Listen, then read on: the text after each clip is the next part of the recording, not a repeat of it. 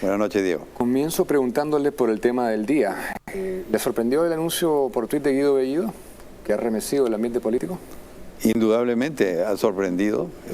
Yo pensé que después del viaje del presidente a Estados Unidos y a México y haber dado todas estas aseveraciones ante los inversionistas en que aseguraba que no iban a haber expropiaciones ni maltratos a los inversionistas extranjeros, este señor sale coincidentemente con la visita de Evo Morales a desdecir al presidente de la República, lo que es una falta de respeto al presidente de la República. Considerando que es justo después de una rebaja crediticia de Moody's, ¿considera que esto se va a traducir en una nueva rebaja crediticia? Por supuesto, esto va a llevar a mayores rebajas crediticias, a un aumento del riesgo país y a un aumento del costo de endeudar al Perú en el exterior e internamente. O sea que está en riesgo el grado de inversión. Así es. Trágico para el país. Ahora, algunas preguntas más específicas del sector. Quiero preguntarle por la posición de endeudamiento en la que está el Perú, porque el ministro de Comercio Exterior y Turismo esta semana, Roberto Sánchez, ha anunciado que se solicitará un préstamo de al menos 3.000 millones de dólares para obras de sanidad, educación e infraestructura, pero no ha mencionado cuáles. Y quiero preguntarle, ¿no debería ser público de antemano el destino de un préstamo así? Porque yo no he visto ni una propuesta coherente de obras importantes y me pregunto a dónde va realmente ese dinero. Sí, he visto ese anuncio que sería un préstamo del Banco Mundial, entiendo, pero tiene que ser claro a dónde va a ir ese dinero. Porque yo creo que si algo caracteriza este gobierno es el oscurantismo. Han sacado decretos de urgencia para transferir fondos de algunas partidas al fondo de emergencias que se maneja directamente con decreto supremo sin dar cuenta a nadie. Y creo que en este caso me parece que deberían inmediatamente poner sobre la mesa a qué va a ir ese préstamo. Yo supongo que el Banco Mundial va a exigir que así se haga, ¿no? Exactamente, esa es la otra parte. Pero las deudas que tomamos realmente deberían traducirse en que el país se vuelva más productivo y competitivo, ¿no? Así es. Yo no he visto ninguna propuesta, no sé si usted. Así es. El Estado, y además legalmente, no puede endeudarse para financiar gasto corriente, tiene que financiar inversiones. Entonces tenemos que saber cuáles van a ser esas inversiones. Sí.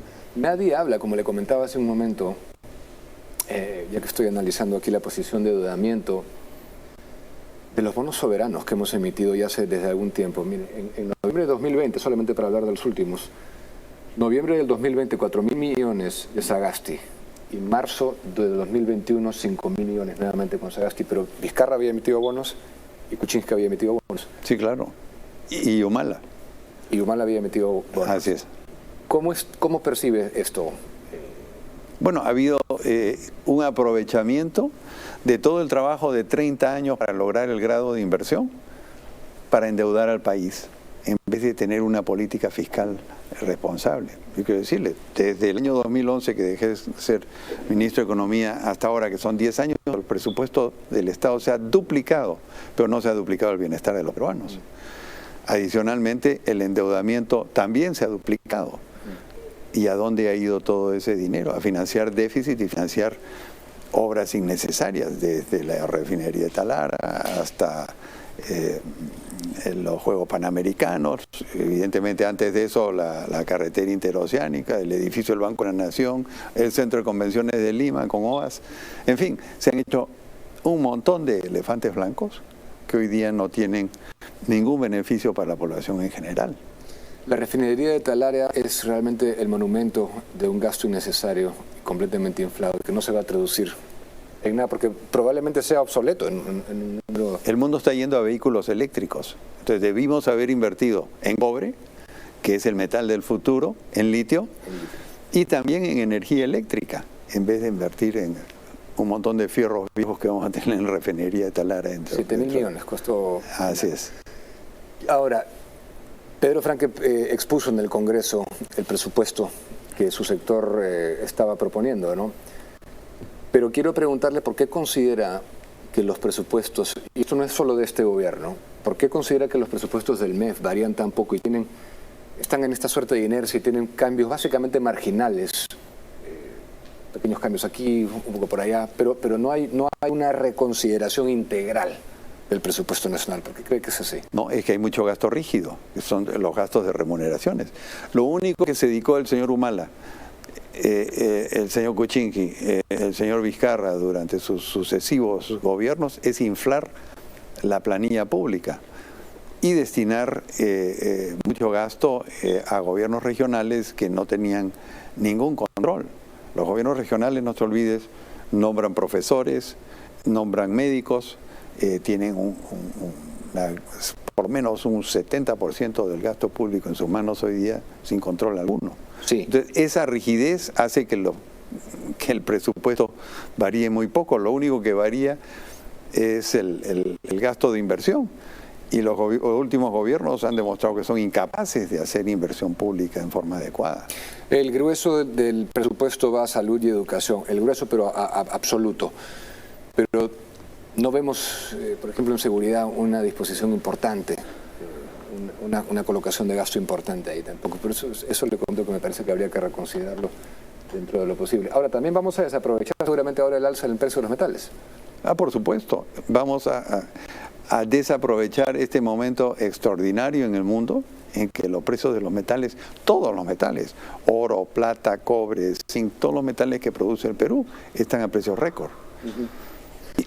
Todo esto es preocupante porque el actual ministro de Economía tiene una predilección y una admiración por el modelo boliviano, que en mi opinión fue un auténtico desastre. Pero como le comentaba, yo peco de fiscalista, soy bastante conservador.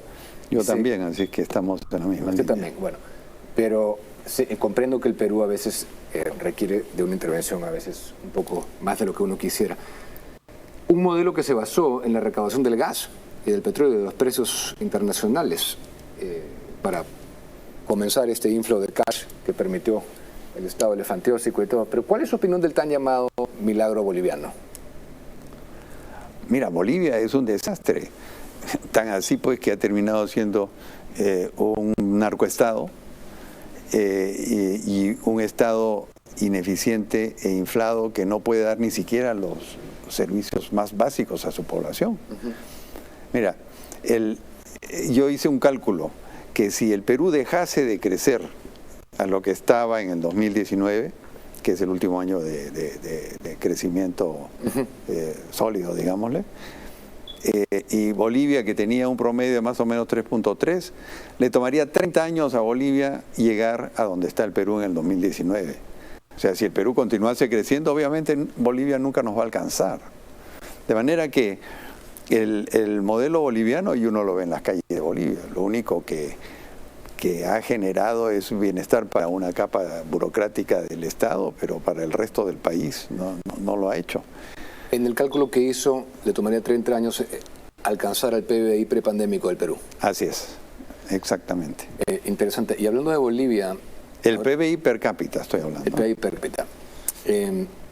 ¿Por qué considera que Evo Morales ha venido en 8 semanas 3 veces al...? Bueno, Evo Morales yo creo que está actuando como un virrey del Foro de Sao Paulo y de países interesados en llevarnos al comunismo como Venezuela y Cuba. Él ha venido a dar instrucciones, no a participar en un evento de juventudes. Sí. Y curiosamente hoy día, después que llega Evo Morales ayer, el primer ministro anuncia esta barbaridad con el gas de comisea. Eso es muy simbólico. Y más bien está siguiendo las instrucciones de Morales y no las de su propio presidente de la República, el señor Castillo.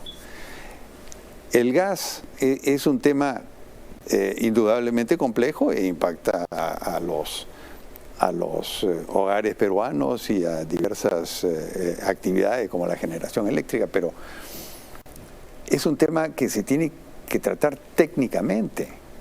No puede ser que este señor haga un anuncio así nomás por Twitter y genere toda una sensación de inestabilidad en el Perú, que va a tener un enorme costo para los peruanos, alza el tipo de cambio, pérdida de grado de inversión eventualmente, etcétera.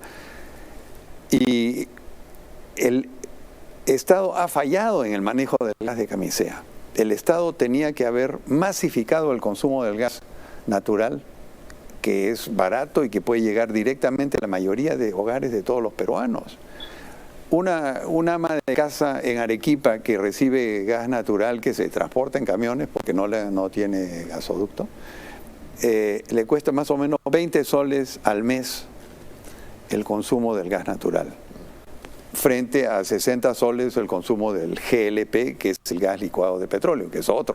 ¿En qué ha fallado Entonces, el Estado? ¿Qué el Estado primero dio una concesión mal hecha a una empresa del Estado colombiano, que es de propiedad de la Municipalidad de Bogotá, que es la dueña de Cálida y de Contugás, que por supuesto tiene limitaciones para hacer inversiones y además la típica gestión de una empresa del Estado. Tenía que haber usado recursos del Estado para ayudar a hacer las instalaciones domésticas en las zonas más pobres de las ciudades. Existe el FISE, el Fondo de Seguridad Energética, que tiene un montón de dinero, que fácilmente podría ayudar a tender redes para llevar gas natural. Y bajar el costo. Y bajar el costo. Hoy día, Diego, se reinyecta más o menos el 25% del gas que se extrae de Camisea. Y eso demuestra que el gobierno no ha hecho lo suyo para hacer llegar el gas barato a los peruanos y ahora pretende echarle la culpa a la empresa, claro, cuando en realidad la responsabilidad, por último, es compartida. Y volviendo al tema de Bolivia, para cerrar un poco esa idea, desde el 2014 no paró de decrecer y el déficit fiscal obviamente se disparó. Así es. Lo que sí no paró de crecer fue las planillas del Estado, que llegaron a estar en 13% del PBI en 2019. Y hoy día el Perú está yendo en esa dirección, claramente. Indudablemente. Ahora, tengo una gráfica ahí que quiero compartir con el público también, porque es importante, incluso dándole el beneficio de la duda a quienes defienden ese modelo, que, bueno, este gobierno evidentemente está a la cabeza de esa gente que admira, ¿no? Nosotros deberíamos buscar emular pues a países como Singapur o Estados Unidos o Alemania. Yo tuve una discusión tanto con Castillo como con Dina Boluarte, precisamente de Singapur, porque me decían que querían seguir en esa dirección. Pero fíjese usted, desde el 2005, dándole el beneficio de la duda a Bolivia en su manejo estatista, nacionalizador, la reducción en pobreza frente al Perú, esto es una evolución de la incidencia de pobreza de 2005 a 2019, 24% Bolivia, Perú 36%, o sea que con todo, incluso si fuera como ellos lo pintan que fue, no lograron disminuir su pobreza como lo hicimos nosotros. Y eso que a partir de Humala la disminución de pobreza empezó a reducir su ritmo. Yo hice un cálculo que si seguíamos creciendo al ritmo promedio del quinquenio de Alan García, que fue 7.2, para el 2021, para este año tendríamos 10% de pobreza. Increíble. Sí. Bueno, nos quedaremos con eso, que así hubiera sido. Le agradezco su presencia aquí y gracias por esta discusión, siempre enriquecedora. Muchas gracias, Diego. Lo esperamos. Muchas gracias por sintonizar siempre.